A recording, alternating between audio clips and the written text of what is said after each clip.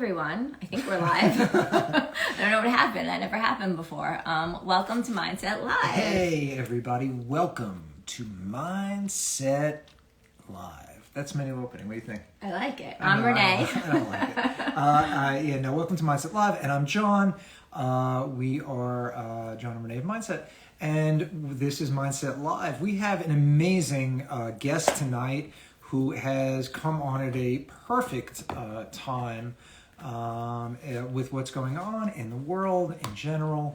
We're going to be talking with Vincent Infante. He is a mindset coach. And so, of course, that would make perfect sense to discuss mindset. It has been just the most amazing, crazy couple of weeks. It has been just wonderful.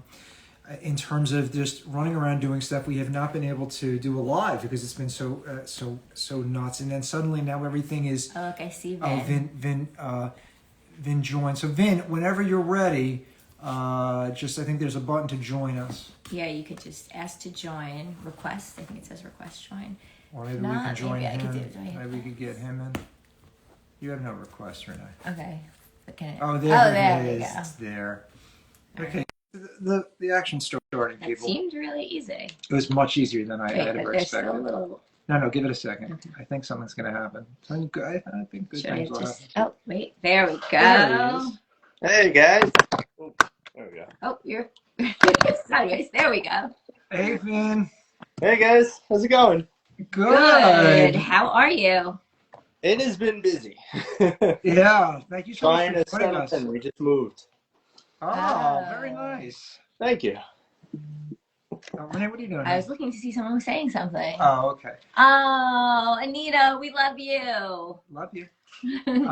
So Vin, before we get started, because obviously now is an incredibly important time for people to get their mindset straight, but you would just have such an incredible journey and such an incredible story that, so you're a mindset performance coach now, licensed psychotherapist, yes, former FDNY firefighter, over 10 years of experience in the mental health field. Right. I mean, it's pretty, and now you have your own business, you're doing your own thing. I mean, just that alone, I mean, what was, that's amazing. Let's hear about your journey. Yeah. Sure. Well, I think a lot of it started back when I was younger. A story that I tell a lot, and I've given a few speeches on it, is kind of my upbringing. I had a very good home life. My family was great until one day we had, some troubles at home with some things that I don't typically go into, just, to keep some of my other family members' privacy up to date. And I also went through a lot of bullying at school.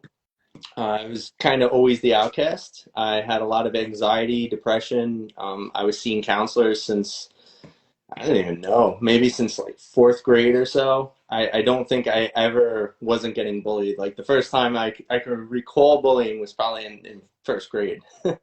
And so this became a very big norm for me. And I struggled a lot with all this depression, anxiety, suicidal thoughts, and things always just kept getting worse and worse.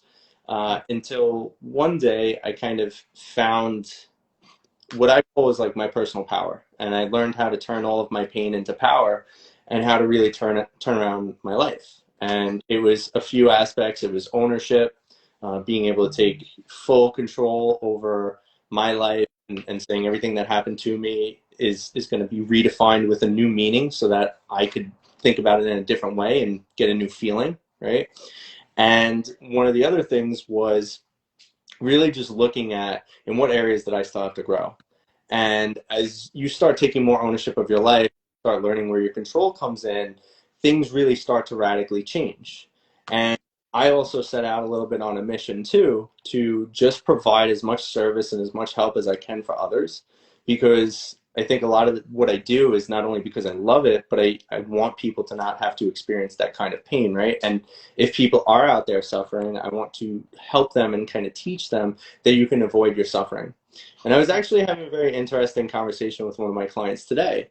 And it was a little bit related to what I just said, where she was saying she doesn't know if she wants to keep doing what she's doing. And she's also in the helping field. She's a business owner. She owns a a practice. She's a therapist, and she said she's not sure if she wants to do it.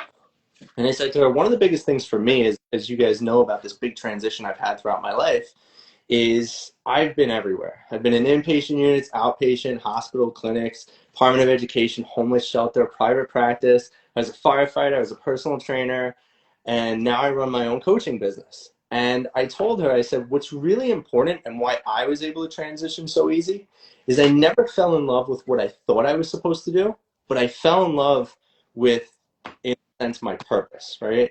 And so my purpose is always to serve, and whatever that's going to be is how I'm going to do it. So right now it's coaching. Last year it was firefighting. The year before that it was a private practice. The year before that it was a homeless shelter. And as long as you don't fall in love with where you think you should be, you're going to be able to go where you should be. And so, you know, at this point in my life, I've given a few speeches. I run my practice. And who knows, maybe in 5 years, I'll just be selling clothes. Like I'll be a motivational clothing line salesman. Or 10 years, I'll just be speaking and no more coaching. But I know that I'm in love with serving. And however that's supposed to come up, it will. And so I think that's really been a big part of my journey too, is just going with that flow of life. That's incredible. Wow. I mean, you've been on Wow. like a pilgrimage of kindness. Seriously. It's like, unbelievable. I mean, that's it's so incredible. Your story is beautiful. obviously it resonates so tremendously with us, me personally. Obviously, the anxiety, the depression, the suicidal thoughts, all those things, and then being able to turn that around and to be able to want to serve and help others.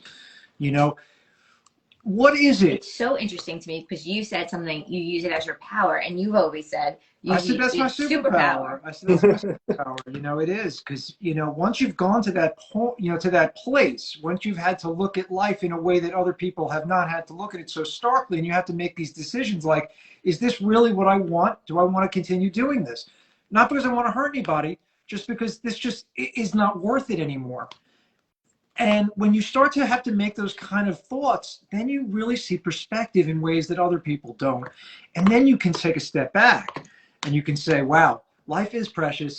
And it really is up to me what I'm going to do with my mindset, with my life, with my things. And it's just so impressive, because so many people that we know, family members, took bullying or pain that they experienced, and then they translated it to pain to their own children, or translated it to more pain. And we took our experiences and we said, no, we're going to stop that cycle, and then we're going to actually change the cycle. Yeah. And that's the whole gig. It's true. I mean, you really have to. It's kind of that energy exchange, right? So we don't see the world as it is. We see it as we are. If you're going around and you're hurting people, I have a lot of empathy for those people. I have a lot of compassion. Because if you're hurting people, you're clearly not happy. And I don't say that as a jab or a snark or, you know, whatever it's supposed to be. I say that as the truth. If you could, I make this offer to all of my clients. I say, hey guys, I'll give you free coaching for life. Go find me one person who's joyous and happy and in love with life and goes around causing pain to others. I never have to pay out that deal, just to let you guys know, because you'll never find that, right? And that's a big part of this. When people are causing pain or they're going through some sort of thing, it's them. It's their internals. They're not doing it to you because it's you. They're not doing it to you because they hate you. Whatever the case may be, they're embodying that, and you just happen to be that person that's in front of them at that moment. And when you could really understand that it's never personal and redefine the meaning, you could essentially build a new case for everything in life. I did a podcast probably last year, and this woman asked me, you know, about my story of bullying, and I told her about it. And there was one thing that this was actually new for me. It just kind of came out, you know, those moments of grace where you're not thinking, you're just feeling and you speak. Mm-hmm. And I told her, I was like, you know, I realized I'm actually very grateful that I got bullied. And she's like, well, what do you mean by that? I used to tell people, you know, it made me stronger. It taught me stuff. I learned how to redefine the meaning, and, you know, the bullies didn't know what they were doing and all this. But then this new thing came to me and said, I'm grateful that I was bullied, because you hear so many stories about people that commit suicide and really deal with pain in such a worse way. And I'm very fortunate, because I never did. In fact, I'm still here. And who knows? I mean, I knew kids in my high school that committed suicide and things like that. And who knows, maybe if one other kid got bullied, maybe they wouldn't be here today. But luckily, it was me, and I'm here today. And that was a new meaning that I discovered, that actually even gave me more gratitude for that pain. And now when I talk about it, I have like, like I have a smile. There's really nothing there anymore that hurts, and it's beautiful. That's Wow. incredible. I mean, that's amazing. I'm not. Those are goals. Yeah, exactly. I That's was about to like say, I'm not those there yet. Like, I those are haven't been able to goals. release all the trauma yet. That's amazing that you've really been able to. That's amazing. That is really And I've got all the truly CBD I can possibly handle. So. no, but that is, I've read that before, that is like a goal, that you should get to that point where you can look back and thank your trauma, thank it for it's made you who you are today, and you are in like this wonderful place and where you should be. That's amazing. So with all that said, it brings us back to where we are today. And it's an interesting moment where we are, right? As we were saying at the very top of the show, we were lucky. In fact, we got to run into you at a couple of these great activations, and we've been able to activate and go all over the city and talk to people about our products and really explain what it is that we're doing and why we're doing it. And then that's how we met. That's how we met, which was amazing. And then suddenly, before I knew it, this person was not feeling well, and then this person was getting tested, and this person, and then suddenly everybody started to get back into this strange place of, wait a minute, where are we? And in the last couple of days, I have gotten phone calls of varying degrees. Some panicked, some people telling me that they had to cancel things, other people, worried about travel, so many concerns suddenly. And obviously, we go back to the basic tools in the toolbox of how to get through the same way we got through the pandemic. Explaining to people, at least the way I've been trying to, is that where we are is not where we were. And that it's more the mental aspect of it at this moment than it really is. If you're vaccinated and you don't have underlying conditions, chances are you're going to be okay. No guarantee, but you're probably going to be okay. But the mental duress that the concept of this thing coming back is causing is so prevalent. What do you say to somebody? What's the mindset you have to take so that you don't get so wrapped up and you don't find yourself suffering needlessly? I think a big part of it isn't just about the mindset. I think a big part of it is what's being consumed. So I don't have a TV. Sorry, I'm a liar. I have a TV, but I don't watch it. I don't even have cable. If anything, maybe I'll watch Netflix every now and then. I don't read, like, people get these news updates to their phone. It's like, oh, someone just got shot near you. It's like, I get it. You want to know because it's a dangerous area and you want to leave. But, like, what do you need this info? Like, what do you really need this information for, right? Headlines, news today, it's all about ratings. I mean, it wasn't always like that, but now it is. There's so much shock factor out there. There's so much fear. The CDC actually even released this publication. It's on their website. You can look at it.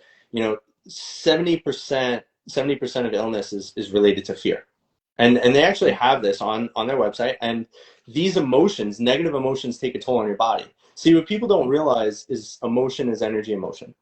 What you're feeling is going to manifest. I never get sick. I'm not even going to bother to knock on wood because I know I'm still not going to get sick. I don't believe in that stuff. But I never get sick because I take very good care of myself. I go to the gym 7 days a week. I work out for an hour and a half. I read every day. I only consume positive content. And don't get me wrong, people like to, oh, so what, you're just ignorant to the world? No, I'm not. But I know at least 95% of what you're reading is skewed, so why bother, right? I continue to always keep myself in good health. I get sleep, I eat well, I consume good things. That's also how I live my life. I was a firefighter during the height of the pandemic. I didn't get COVID once. And I was actually out there answering the calls to sick people. I was touching sorry for anyone who doesn't want to hear this. I was touching dead bodies. I was going on these calls. I was in it heavily. Never got sick once. At all. At all. Why? I don't think it's because I'm lucky. I don't think it's because of the fact that I had gloves on. I think it's because of the fact that I, one, don't believe I'm going to get sick. Two, I take very good care of my body. And three, I don't concern myself with it. I wound up getting COVID finally, maybe 3, 4 weeks back. And I mean, it sucked for 2 days and I was over it. It was like having the flu. So I think another part of it is how are we focusing, right? When you're focusing on something, your energy is going to go into it. If you're so focused on getting sick, you're going to get sick. If you're focused on being afraid, you're going to find more things to be afraid about, right? And then that's going to stir emotion in your body. As your body's having these physiological reactions, you're more likely to experience the sensations of what you're feeling, which is going to make it more real, right?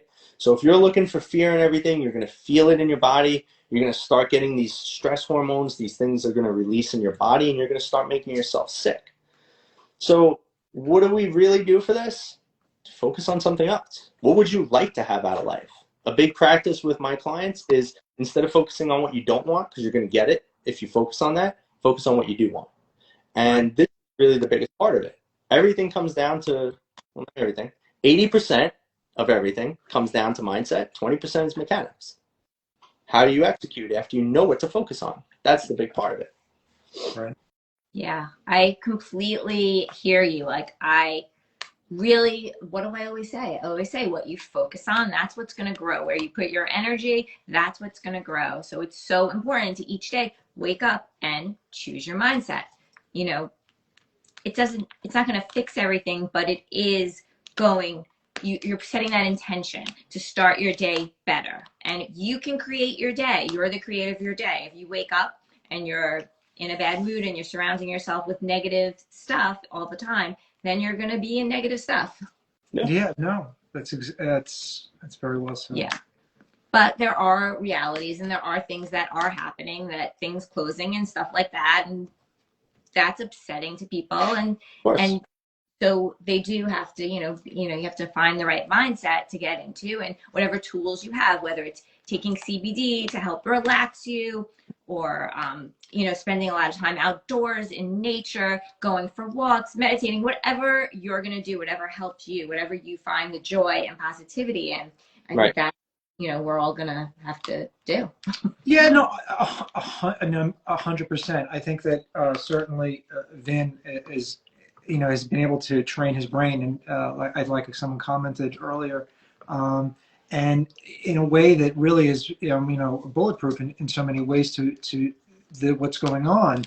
I would love to be able to sort of give a cheat sheet to the audience as to sort of how can they, because obviously most people are not close to getting to that point yet. They're just not there. They're still living in this place of fear, partly because fear is so ingrained in us, and things that we know and become comfortable, like you said, with those hormone releases with fear, we also can get addicted to that. We can get addicted to that feeling.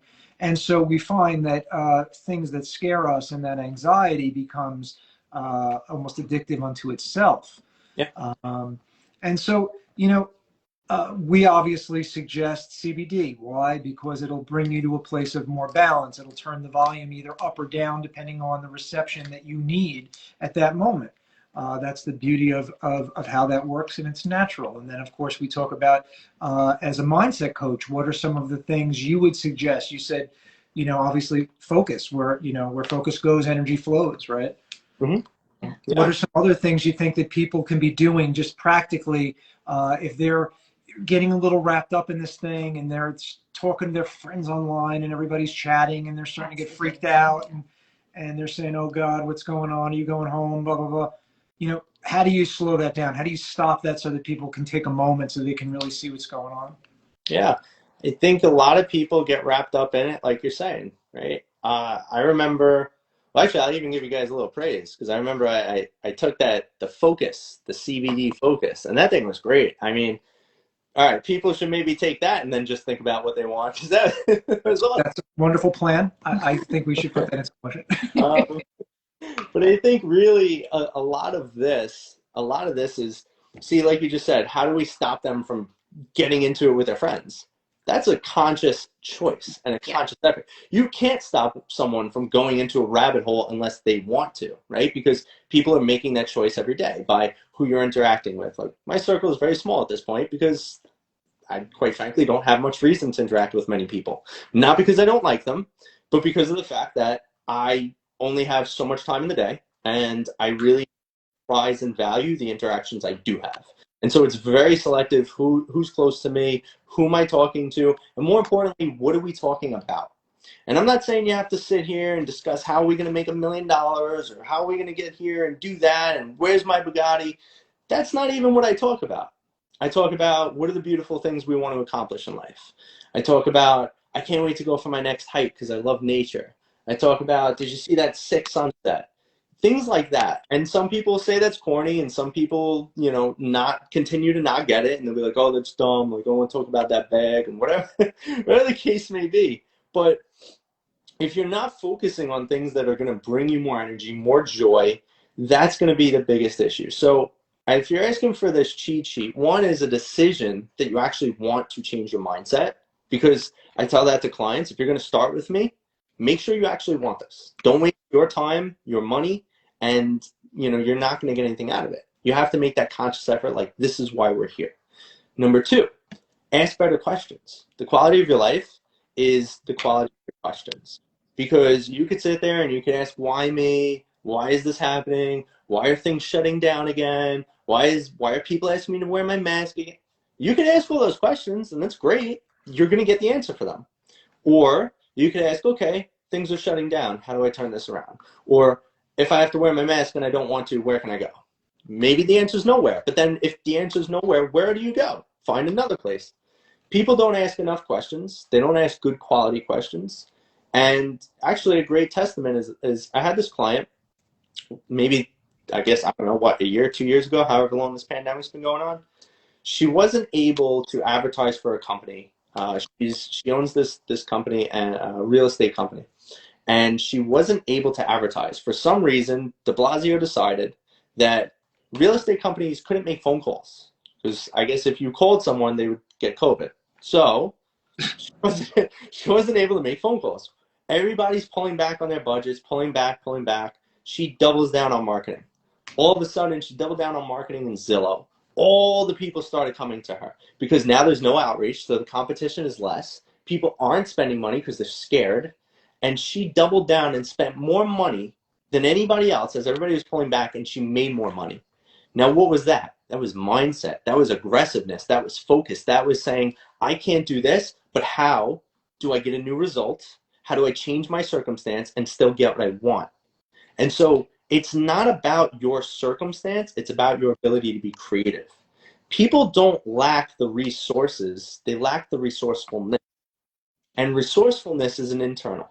If you could come up with a great question, your resources are your questions are your best resources. And so number two, to recap that for anyone who missed it, is ask quality questions. And then a testament, I'll give a number three, is basically to what you were saying before. Your circle. Quality of your life is also the quality of your relationships. If you're talking bad about other people, if you're just focused on the negative and other people are feeding it, I'm good, me too. We're all anxious. Oh, life's anxious. You're going to have more. So you have to be selective of your interactions, your circle. And I think really, these are probably the top three things that I go over with my clients. And one more, just because I'm wanting to give a bonus and I love this stuff, is really, really consider your vocabulary. There's so much intensity in the things that we say. There's so much intensity that it will literally change our state, which elicits a physiological response, right? So when you're sad, you're probably down lower, your head, your shoulders, all these things. But if you're using different words, like I'll play games with my clients. So, hey, you're anxious? Let's choose a better word. One of my clients came up with frazzled, and it sounds ridiculous, but it's supposed to. It takes the emotional intensity out of it. For me, when I feel overwhelmed, I changed saying I feel overwhelmed to saying, hey, Vin, how's your day? Moving and shaking, man. And like, that's great. And my all-time favorite is when I'm angry, I just get really pissed and I'm like, I'm feeling peeved right now. I can't say that with a straight face. It takes all the intensity out of it. So when you're feeling this high level of intensity, change what you say. They've found that there's between 500 and 700,000 words in the English language. We use about 5,000 to describe our entire lives. We're using less than 10%. Change it up. Change your life. So these are kind of my 4 things: your focus, your questions, your circle, and your vocabulary. These are my top 4 that I would give to you guys. That is unbelievable. It's exactly what I was looking for. Thank you. That is it. It's perfect. It's great. It was perfect. Like, I seriously believe so much in that, especially the words you speak are to yourself, because you're like actually speaking the words to yourself. It's just like when I've changed the word hard, instead of using it's hard, it's a challenge. It's a challenge is a much better word than it's hard, because hard is such a negative word. But yeah, it's a big shift when you start to change your words. Unbelievable. I mean, this was, just, you're so impressive. You really are. This was better than I hoped it would be. You are incredible. If anybody wants to work with you and they want to get their mindset right, how do they get in contact with you? What's the best way to do that? Sure. So the best ways, there's a few. People could go to my Instagram. I have a book now button, or you could just follow me. I haven't really put out content, but I'm going to put out more. And there's ways to get in contact with me there. Or you could go directly to my website, which is www.vincentinfante.life. It's basically my name. And there's, a book now. Everybody gets a free session if they want, because I don't believe in paying for something you won't use. So I'm not that coach that's going to be like, hey, sign into this contract right now. Let's see if we like each other. Let's pick one another. It should be mutual. So I always offer that free strategy session for anyone who's interested. That is unbelievable. I love that. You're getting so many good comments. Great coach. There's a lot of good comments there. I love that. Yeah, no, that's unbelievable. Should we tell everyone about our holiday 25? Of course. And of course, if you're looking for the perfect gift, well, you can still get one in person. You may not be able to get one online. Well, you can still get it, not in time. You can still get it for Christmas. But we have some great places in the city where you can be picking up Mindset at Alala on Bleecker Street, as well as Energy on Lafayette, out in the Hamptons at the Torch Shop, and of course at mindsetwellness.com. You're going to get 25% off everything for the holidays with the code HOLIDAY25. It's for a purchase of $50 or more. That's also going to include expedited shipping.